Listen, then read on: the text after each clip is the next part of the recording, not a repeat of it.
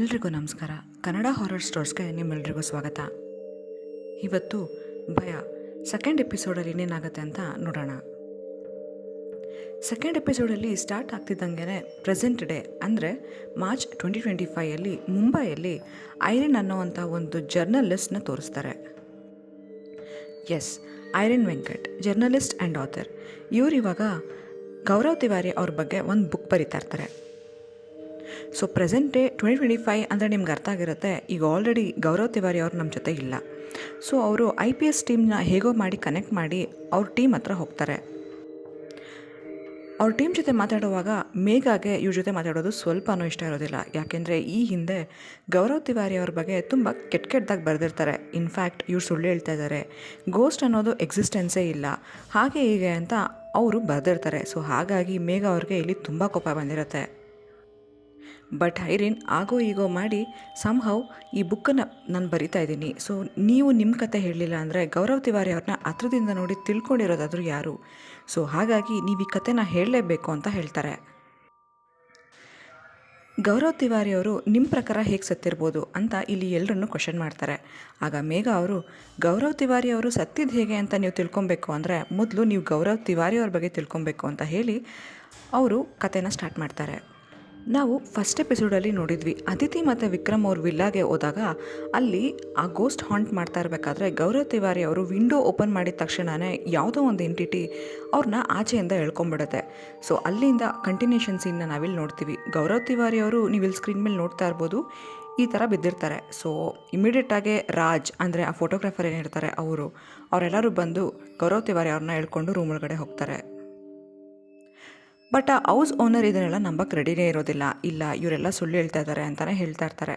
ಆವಾಗ ಗೌರವ್ ತಿವಾರಿ ಅವರು ಅವ್ರ ಕೈ ಮೇಲಾಗಿರೋ ಈ ಮಾರ್ಕ್ನ ತೋರಿಸ್ಬಿಟ್ಟು ಇದಕ್ಕೇನು ಹೇಳ್ತೀರಾ ಅಂತ ಕೇಳ್ತಾರೆ.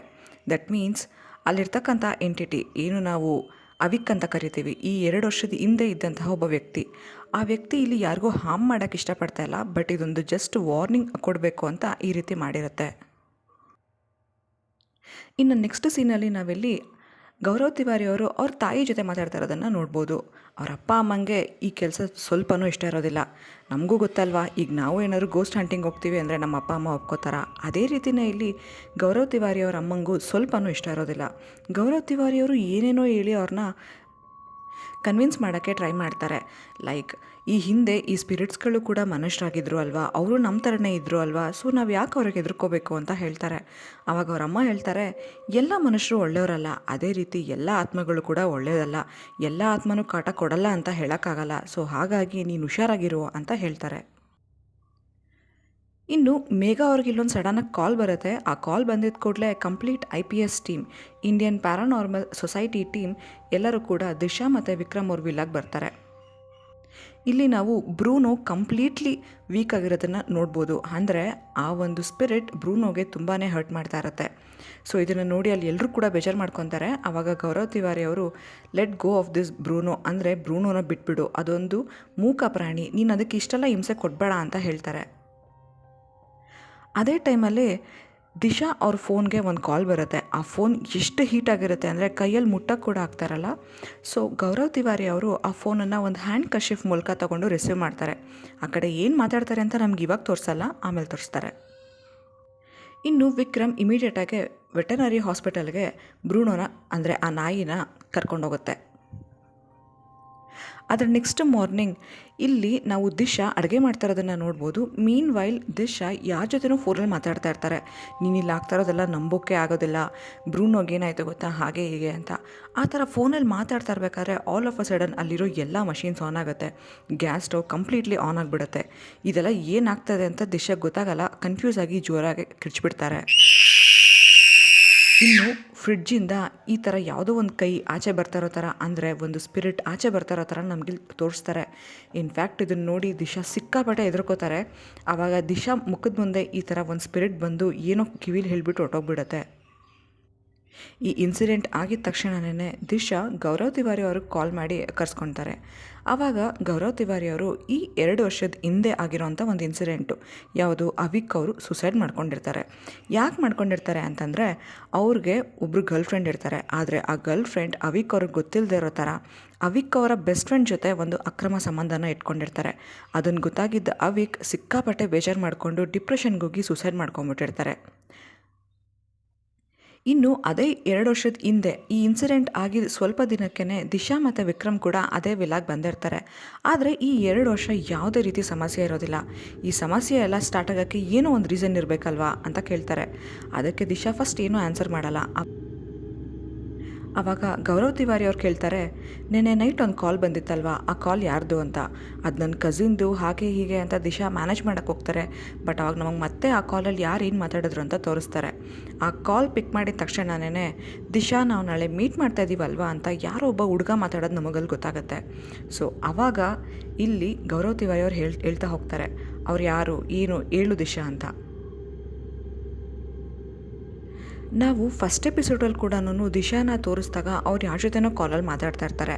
ಆಮೇಲೆ ಈಗಲೂ ಕೂಡ ಒಂದು ಸರಿ ಗೋಸ್ಟ್ ಅಟ್ಯಾಕ್ ಆದಾಗ ಅವರು ಕಾಲಲ್ಲಿ ಮಾತಾಡ್ತಾ ಇರ್ತಾರೆ. ಸೊ ಯಾರು ಅಂತಂದರೆ ವಿಕ್ರಮ್, ಅಂದರೆ ಈ ದಿಶಾಳ ಗಂಡ ಇರ್ತಾರಲ್ವ, ಅವರ ಬೆಸ್ಟ್ ಫ್ರೆಂಡ್ ಆಗಿರ್ತಾರೆ. ಅಂದರೆ ಅವಿಕ್ ಲೈಫಲ್ಲಿ ಏನಾಗಿತ್ತು, ಅವ್ರ ಗರ್ಲ್ ಫ್ರೆಂಡ್ ಅವಿಕ್ನ ಬೆಸ್ಟ್ ಫ್ರೆಂಡ್ ಜೊತೆ ಅಕ್ರಮ ಸಂಬಂಧ ಇಟ್ಕೊಂಡಿದ್ರು. ಈಗ ಅದೇ ಕೆಲಸನೇ ಇಲ್ಲಿ ಈ ದಿಶಾ ಕೂಡ ಮಾಡ್ತಾಯಿದ್ದಾರೆ. ಅಂದರೆ ದಿಶಾ ಗಂಡನ ಬೆಸ್ಟ್ ಫ್ರೆಂಡ್ ಜೊತೆ ದಿಶಾನ್ಗೆ ಅಕ್ರಮ ಸಂಬಂಧ ಇರುತ್ತೆ. ಸೊ ಇದು ಯಾವಾಗ ಸ್ಟಾರ್ಟ್ ಆಗುತ್ತೋ ಆಟೋಮ್ಯಾಟಿಕಲಿ ಅವಿಕ್ ದಿಶಾನ ಟಾರ್ಗೆಟ್ ಮಾಡಿ ಕಾಟ ಕೊಡೋಕ್ಕೆ ಸ್ಟಾರ್ಟ್ ಮಾಡಿರ್ತಾನೆ.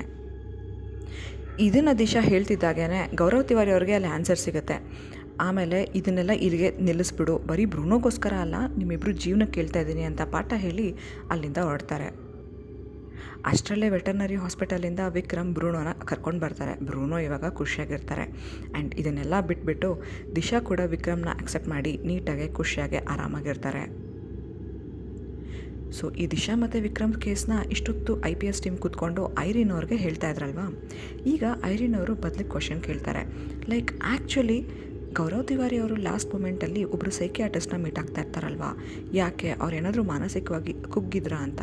ಅದಕ್ಕೆ ಇಲ್ಲಿ ಮೇಘ ಕೋಪ ಮಾಡ್ಕೊಂಡು ಹೇಳ್ತಾರೆ, ಗೌರವ್ ತಿವಾರಿ ಸೈಕಿಯಾಟ್ರಿಸ್ಟ್ ಹತ್ರ ಹೋಗುವಷ್ಟು ಮಾನಸಿಕವಾಗಿ ಕುಗ್ಗಿರಲಿಲ್ಲ. ಇನ್ಫ್ಯಾಕ್ಟ್ ಆ ಸೈಕಿಯಾಟ್ರಿಸ್ಟ್ ಬೇರೆ ಯಾರೂ ಅಲ್ಲ, ನಾವು ಫಸ್ಟ್ ಎಪಿಸೋಡಿಂದ ಕೂಡ ಗೌರವ್ ತಿವಾರಿ ಏನೇ ಆದರೂ ಒಬ್ರ ಹತ್ರ ಹಂಚ್ಕೋತಾ ಇರ್ತಾರೆ ಗೊತ್ತಾ, ಅದೇ ಅವ್ರ ಫ್ರೆಂಡ್ ನಿಹಾರಿಕಾ, ಅವರು ಸೈಕಿಯಾಟ್ರಿಸ್ಟ್ ಆಗಿರ್ತಾರೆ ಅಷ್ಟೇ. ಸೊ ಅವ್ರ ಹತ್ರ ಕ್ಯಾಶುವಲ್ ಆಗಿ ಮಾತಾಡ್ತಾಯಿದ್ರು, ಅವ್ರು ಎಲ್ಲನೂ ಅವ್ರ ಹತ್ರ ಹಂಚ್ಕೋತಾ ಇದ್ರು ಅಂತ ಹೇಳ್ತಾರೆ. ಇನ್ನು ನೆಕ್ಸ್ಟ್ ಸೀನಲ್ಲಿ ಐರಿನ್ ನಿಹಾರಿಕಾ ಹತ್ರ ಬಂದು 1 ತಿಂಗಳು ಮುಂಚೆ, ಅಂದರೆ ಗೌರವ್ ತಿವಾರಿ ಅವರು ಸಾಯೋಕ್ಕೂ 1 ತಿಂಗಳು ಮುಂಚೆ ಅವ್ರು ನಿಮ್ಮ ಜೊತೆ ಕಾಂಟ್ಯಾಕ್ಟಲ್ಲಿದ್ದರು. ಇನ್ಫ್ಯಾಕ್ಟ್ ನಿಮ್ಮ ಮನೆಗೆ ಬಂದು ನಿಮ್ಮ ಹತ್ರ ಮಾತಾಡ್ತಾಯಿದ್ರು. ಸೊ ನೀವು ಇವಾಗ ಮಾತಾಡಲೇಬೇಕು, ನಾನು ಅವ್ರ ಬಗ್ಗೆ ಕತೆ ಬರಿತಾ ಇದ್ದೀನಿ ಅಂತ ಹೇಳ್ತಾರೆ. ಆದರೆ ನಿಹಾರಿಕಾ ಯಾವುದೇ ಥರದ ಇಂಟ್ರೆಸ್ಟ್ನ ತೋರಿಸೋದಿಲ್ಲ. ನಾನು ಹೇಳಬೇಕಾಗಿರೋದೆಲ್ಲನೂ ಪೊಲೀಸ್ಗೆ ಹೇಳಾಗಿದೆ, ನಾನು ನಿನ್ನ ಹತ್ರ ಇನ್ನೇನು ಹೇಳೋದಿಲ್ಲ ಅಂತ ಹೇಳಿ ಕೋಪ ಮಾಡ್ಕೊಂಡು ಅಲ್ಲಿಂದ ಹೊರಟೋಗ್ಬಿಡ್ತಾರೆ. ಡ್ರೈವ್ ಮಾಡ್ಕೊಂಡು ಹೋಗ್ತಿದ್ದ ನಿಹಾರಿಕಾ ಗೌರವ್ ತಿವಾರಿ ಅವರು ಸಾಯೋಕ್ಕೂ 1 ತಿಂಗಳು ಮುಂಚೆ ಏನೇನಾಗಿತ್ತು ಅವ್ರ ಮನೇಲಿ ಅನ್ನೋದನ್ನು ಸ್ವಲ್ಪ ರಿಕಾಲ್ ಮಾಡ್ತಾ ಹೋಗ್ತಾರೆ. ಗೌರವ್ ತಿವಾರಿ ಅವರು ನಿಹಾರಿಕಾ ಮನೆಗೆ ಬಂದು ನಿಹಾರಿಕಾನ ಹಾಗೆ ರೇಗಿಸ್ತಾ ಆರಾಮಾಗಿ ಮಾತಾಡ್ತಾ ಇರ್ತಾರೆ. ಬಟ್ ನಾವಲ್ಲಿ ಅಬ್ಸರ್ವ್ ಮಾಡ್ಬೋದು, ಗೌರವ್ ತಿವಾರಿ ಅವ್ರ ಕಣ್ಣು ತುಂಬಾ ಡಾರ್ಕ್ ಆಗಿರುತ್ತೆ, ಅಂದರೆ ಡಾರ್ಕ್ ಸರ್ಕಲ್ಸ್ ಬಂದಿರುತ್ತೆ. ಅದರ ಅರ್ಥ ಅವರು ಕರೆಕ್ಟಾಗಿ ನಿದ್ದೆ ಮಾಡ್ತಾಯಿಲ್ಲ, ತುಂಬ ಸ್ಟ್ರೆಸ್ಸಲ್ಲಿರೋ ಥರ ನಮ್ಗನ್ಸುತ್ತೆ. ಆ್ಯಕ್ಚುಲಿ ನಾವು ಈ ಹಿಂದೆ ಅವ್ರ ಕೇಸ್ ಸಾಲ್ವ್ ಮಾಡುವಾಗಾಗಿರ್ಬೋದು, ಯಾವಾಗಲೂ ಕೂಡ ನಾವು ಈ ಥರದ ಗೌರವ್ ತಿವಾರಿ ಅವ್ರನ್ನ ನೋಡಿರೋಲ್ಲ. ಸಮಥಿಂಗ್ ಈಸ್ ರಾಂಗ್ ಅಂತ ನಿಹಾರಿಕಾ ಅವ್ರಿಗೂ ಅನಿಸಿ ಕೇಳ್ತಾರೆ.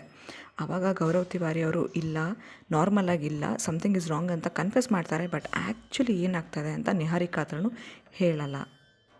ಇನ್ನು ನಮಗೆ ನೆಕ್ಸ್ಟ್ ಸೀನಲ್ಲಿ the day of death 7 July 2016, ಅಂದರೆ ಗೌರವ್ ತಿವಾರಿ ಅವರು ತೀರ್ಕೊಂಡಿದ್ದ ದಿನ ಅವತ್ತು. ಸೊ ಅವತ್ತು ಆ್ಯಕ್ಚುಲಿ ಏನೇನಾಯಿತು ಅಂತ ಇಲ್ಲಿ ತೋರಿಸ್ತಾ ಹೋಗ್ತಾರೆ.